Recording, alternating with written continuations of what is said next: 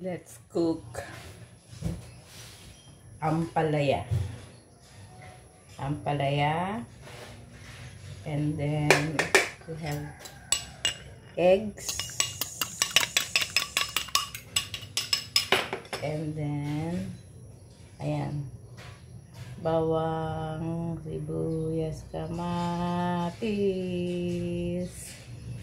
Okay, let's put some oil.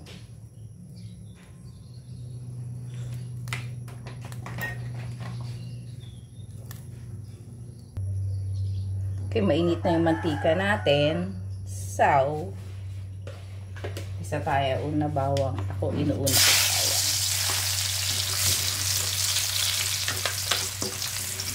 And then, sibuyas. May asin na itong mga ingredients na ito. Biniguran ko na asin.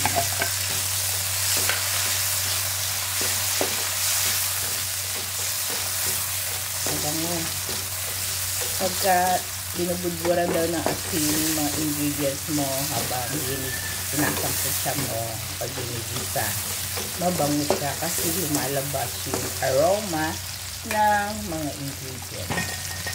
Then lagyan natin ng black pepper.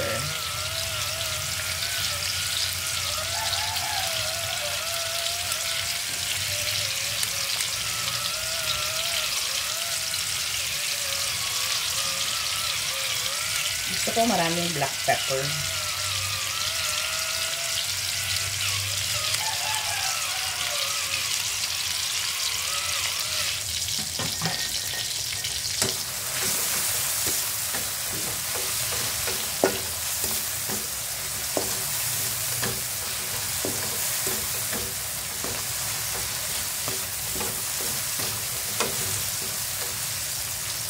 Ayan natin.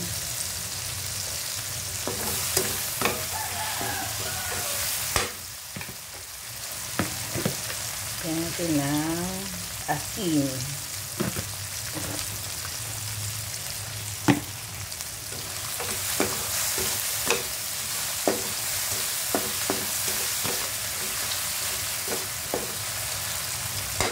And then, kaya natin yung ampalaya.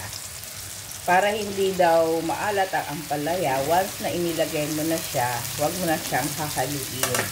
Pabayaan mo na lang siya dyan. Tapos, takpan mo ng walang halo-halo. Ganun daw ang pagluto ng ampalaya para hindi mapait. Okay. Siguro, let's wait for 3 minutes and then buksan ulit natin siya.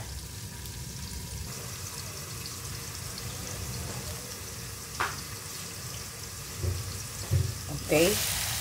Ayan siya. Isang ampalaya lang po ito. Isang malaking ampalaya.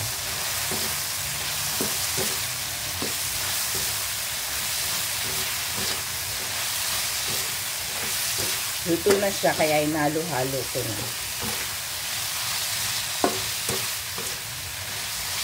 Okay.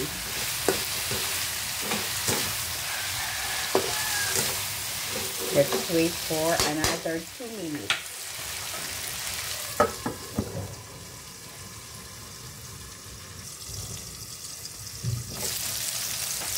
So, ang palayang ito, hindi ko siya binabad sa asin. Basta hiniwa ko, hinugasan ko, tapos hiniwa ko. Yun lang, wala na. Hindi ko na ginagawa. Yung iba kasi binababad pa sa asin para daw mawala yung pait. Pero, ako, wala. Hindi ko na ginagawa yun kasi mawawala yung sustansya ng ampalaya. Ang ampalaya naman talaga is mapait. Technique na lang yan sa pagluto kung paano siya hindi masyadong mapait. So, ngayon, luto na yung ampalaya natin. Lagyan na natin ng itlog.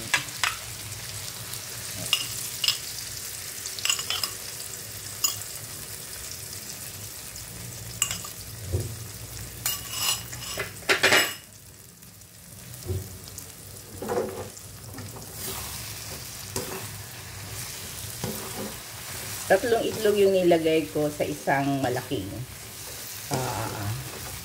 isang pirasong ampalaya.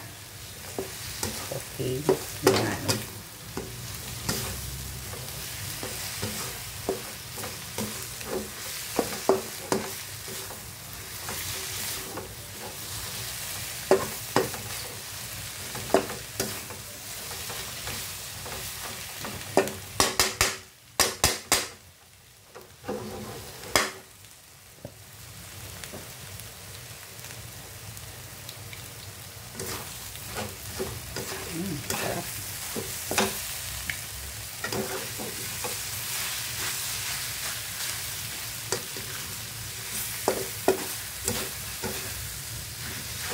Ganito ang gawin yung pagluto ng ampalaya. Promise, guys.